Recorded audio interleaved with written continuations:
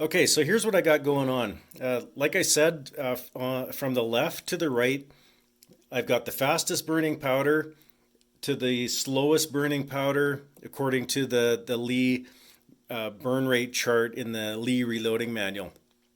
And I got a little bit in each spoon there, and I got a label behind each one that says what the maximum load is. So we got number of grains and the velocity at that charge.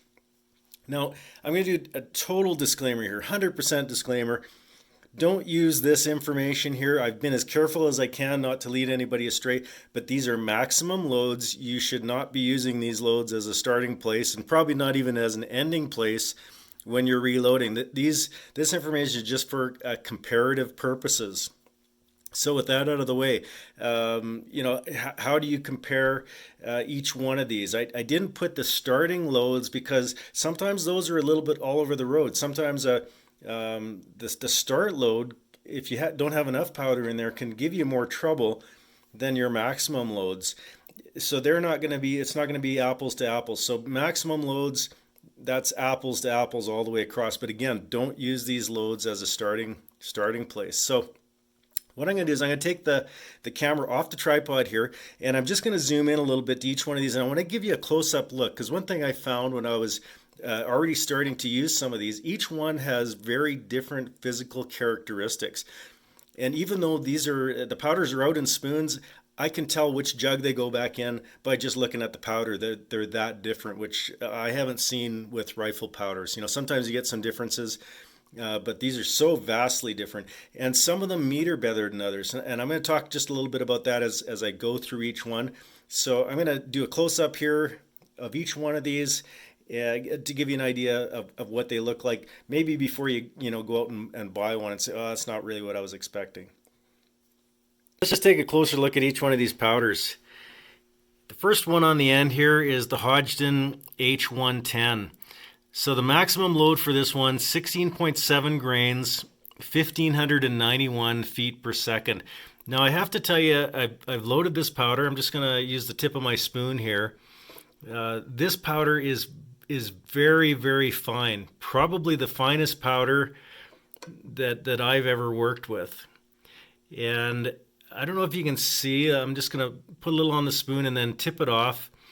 It kind of tends to want to stick to things. It stuck to my funnel, and truthfully, it kind of clogged up my powder measure. I'm just using a Lee Perfect powder measure, so it's fairly inexpensive one. Maybe something a little better, RCBS would have worked better with this one, but this literally just choked up my Lee powder measure. And I had to take it all apart when I was done to, so that it would operate smoothly again. So that was one thing I noticed about this powder here. Very, very fine. 1,591 feet per second. It's pretty smoking. 40,700 CUP on that one. So let's just compare that to the next one. And this again, Hodgdon Lil Gun. I've loaded some of this one. 18 grains, so even more powder, 1,577 feet per second. This one metered pretty nicely, and it's kind of a normal granular size, so no real issues on that side of things.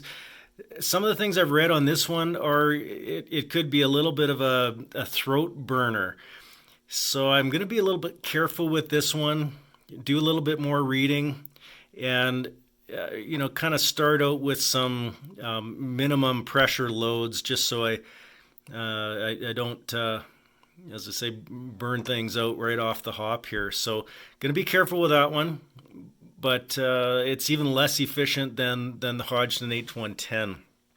Next one, Hodgdon Universal. 6.3 grains, 1,133 feet per second, same kind of pressure. So when you compare that to the little gun, it's using a third of the powder.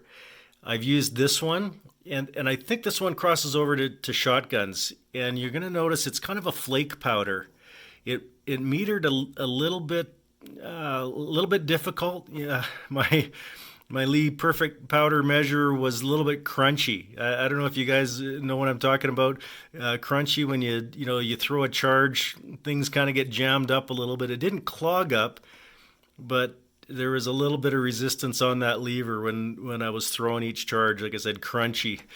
But it metered not too bad. It's not too sticky. It goes through the funnel quite well.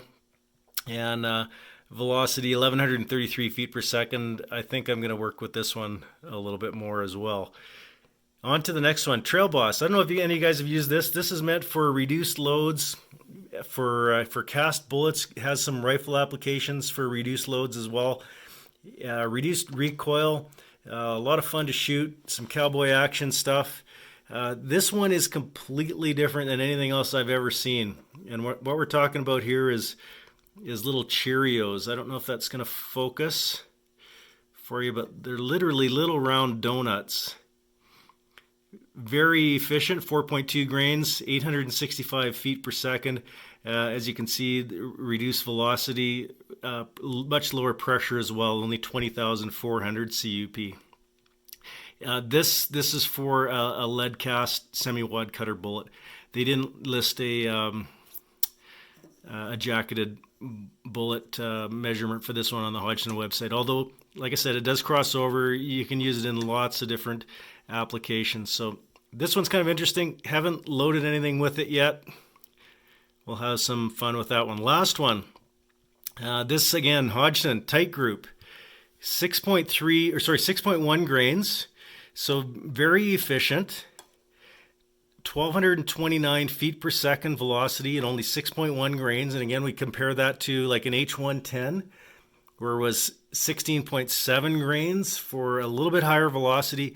Again, just roughly a little more than a third of the powder of the H110, and with still a very respectable velocity, 1,229 feet per second. This one metered very nicely. I think this one, as long as it shoots well in my rifle, I think this is going to be one of my favorite powders to load. Nice grain size. It's not sticky, runs through the funnel well. My Lee Precision Perfect powder measure had no problem dispensing it. And I think as long as the velocity is good and we're not out trying to blow up anything, I think this one should be just fine. So, and that's tight group, Hodgdon tight group. Okay, so I just got the camera flipped around. We'll wrap this video up. So I presented 5 different powders here for you today, and it was kind of just to look at the physical characteristics, maybe talk a little bit about my experience with the metering side of things. If you've got a favorite powder that works for 357 Magnum, 38 Special that I haven't even thought of here, and you're going to tell me it's the best powder in the whole world, and ideally those 2 calibers and maybe crossing over to 45 Colt, that would be cool if I can do a couple different things with one powder. Just leave that information down in the description, and I promise I will do my best to go and source some of that. What the heck, what's one more powder, and give it a try. That's all I can promise. So thanks for watching. Hope the information is useful to you. Until next time, guys, take it easy.